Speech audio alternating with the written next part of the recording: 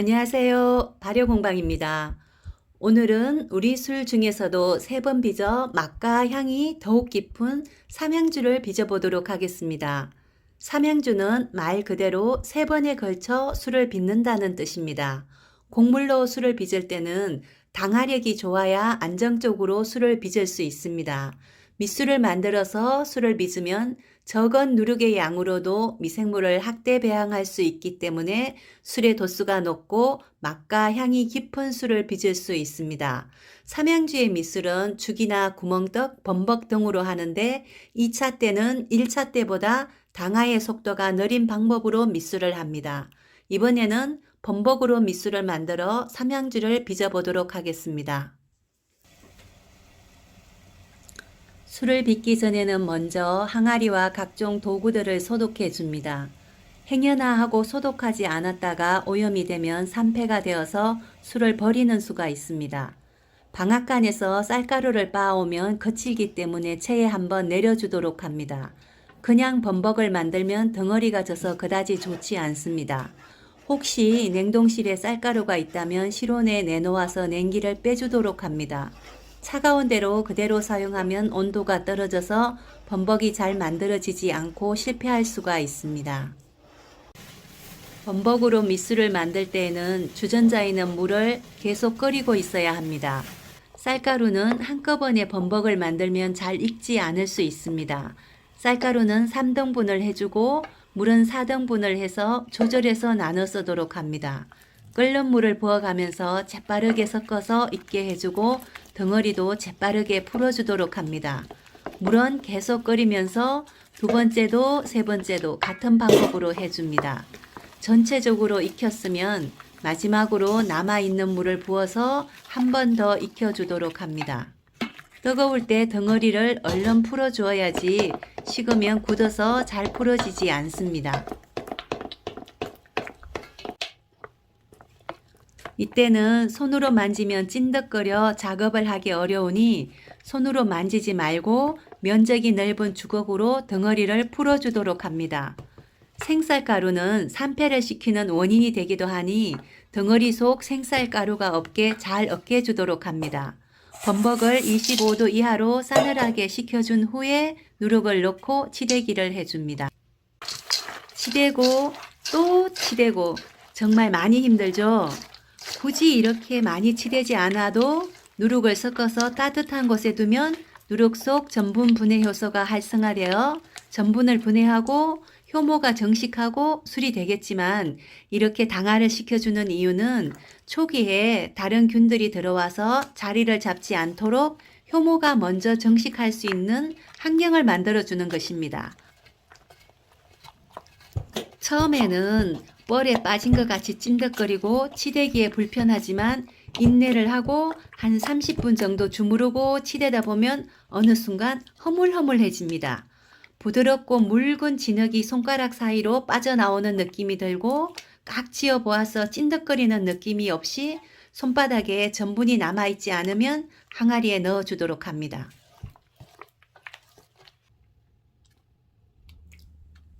굉장히 많이 분해가 되었죠. 이 정도로 분해가 되면은 온도도 빨리 올라가고 발효의 속도도 굉장히 빨라집니다. 제가 품온 온도계는 잘 넣지 않는데 이번에는 보여드리기 위해서 온도계를 넣어 보도록 하겠습니다.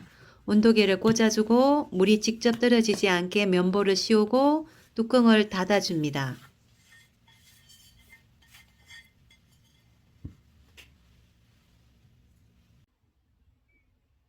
품온을 21.8도에 시작을 했습니다. 18시간 정도 되면 품온이 10도 정도 올라갑니다.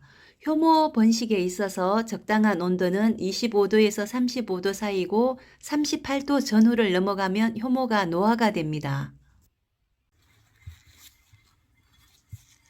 항아리 속을 한번 살펴보겠습니다.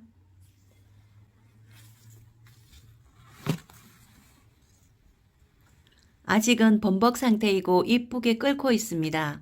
만약 이때 표면이 갈라지는 형태라면 범벅이 잘 익지 않아서 그런 것이니 걱정할 것 없이 한번 저어주고 2차 밑술을 준비하면 됩니다. 30시간 정도 되니 품온이 많이 올라갔습니다. 30시간째 항아리 속 상태는 어떤지 한번 살펴보도록 하겠습니다. 발효가 왕성히 진행되고 있습니다. 아직은 효모의 정식 기인이 먹이가 떨어질 때쯤 기포가 살짝 잠잠해질 때 꺼내도록 합니다. 범벅의 발효 시간은 보통 36시간 전후라 생각하고 덧수를 준비해 주시면 되겠습니다. 2차 밑술은 맵쌀가루 1kg과 1차 밑술을 사용하도록 합니다. 1차 때와 마찬가지로 물을 펄펄 끓여서 나누어 가며 물을 부어 범벅을 만들어주고 덩어리가 없도록 잘 풀어주도록 합니다. 한 번 더 뜨거운 물을 부어 익혀주고 혹시나 덩어리 속에 생쌀가루는 없는지 생쌀가루가 없도록 잘 으깨고 풀어준 후 차갑게 식혀서 사용하도록 해야 합니다.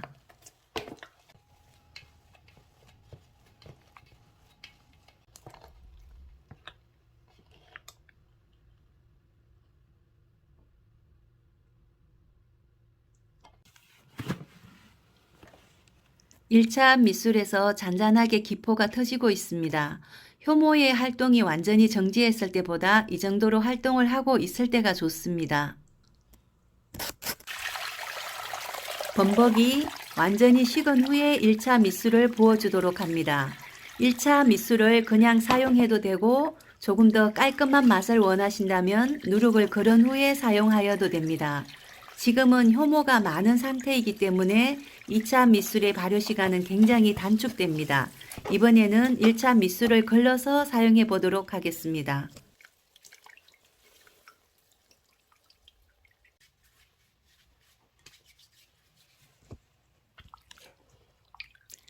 (2차) 때는 1차 때와 달리 그다지 힘들지 않습니다. 술의 양이 많아서 조심조심 비비고 덩어리를 풀어줍니다. 작은 덩어리들은 손으로 으깨가면서 풀어주도록 합니다. 벌써 잔잔한 기포가 올라오고 있습니다. 효모가 많은 상태이니 항아리에 넣어주도록 합니다.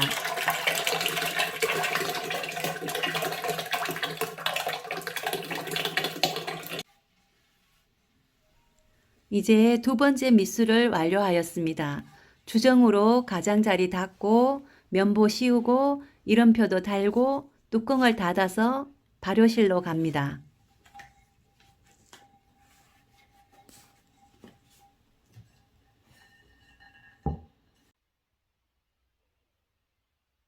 현재 품온은 22도 정도인데 2차 밑술은 효모 수가 많기 때문에 품온이 빠르게 올라갑니다. 24시간 이내 발효가 완료되니 시간을 계산해서 덧수를 준비하면 되겠습니다. 이제 덧수를 해보도록 하겠습니다. 전날 저녁에 쌀을 깨끗이 씻어서 아침에 건져 주었습니다. 물이 잘 빠지게 소쿠리를 비스듬하게 놓고 물기를 빼주도록 합니다. 찜솥에 젖은 면보를 깔고 쌀을 올리고 김이 잘 통하도록 가운데를 살짝 파줍니다. 찜솥에 김이 오르면 찜기를 올리고 40분 정도 쪄주도록 합니다. 시간보다는 찜솥에서 김이 나고 밥 익는 냄새가 솔솔 나면 10분 정도 더 쪄주고 잘 익었는지 확인을 합니다.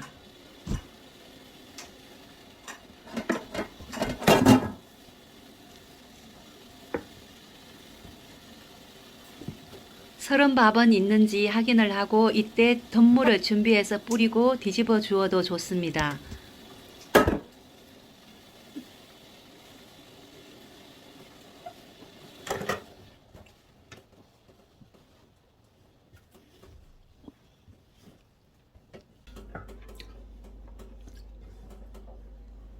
뚜껑을 닫고 다시 김이 나면 10분 정도 더 쪄줍니다. 하력의 상태에 따라 50분 정도 시간이 소요됩니다. 이제 고두밥을 싸늘하게 식혀주도록 합니다.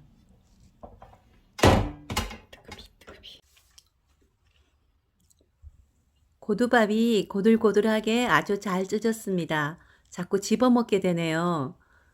고두밥을 찐 삼배보를 덮어주면 수분의 증발을 막고 더 빨리 식힐 수 있습니다.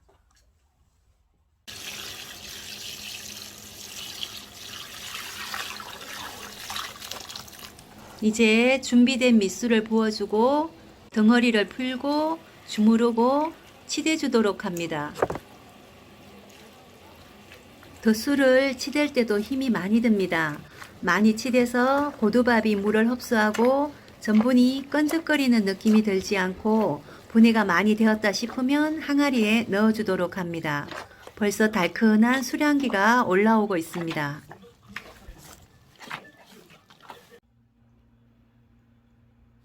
두 번 밑술을 하고 일주일에 걸쳐 삼양주 2항아리를 빚었습니다. 초기 품온을 20도 초반에서 시작을 했는데 18시간 정도 지나자 30도 초반이 되었습니다.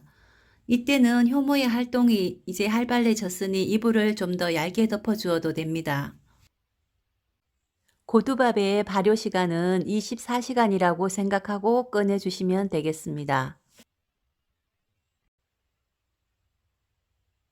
15도 온도에서도 발효는 되고 이렇게 뚜껑을 열어보면 뚜껑에 물방울이 맺힙니다. 후발효를 하고 있다는 것이겠죠.